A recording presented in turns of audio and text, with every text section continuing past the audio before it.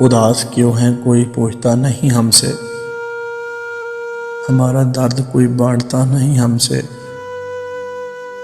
वो जिसके हर्फ मोहब्बत की दास्तां में हैं, कई महीने हुए बोलता नहीं हमसे। कुछ इसीलिए भी हमें हारना ज़रूरी है, वो हार जाए तो फिर खेलता नहीं हमसे।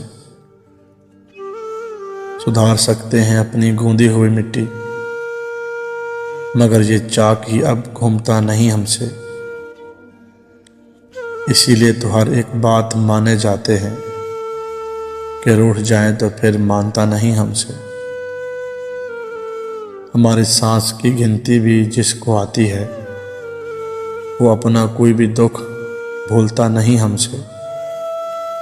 उस अजनबी की तरफ या इलाही खैर रहे, उस अजनबी की तरफ या इलाही खैर रहे, कई दिनों से कोई राब्ता नहीं हमसे।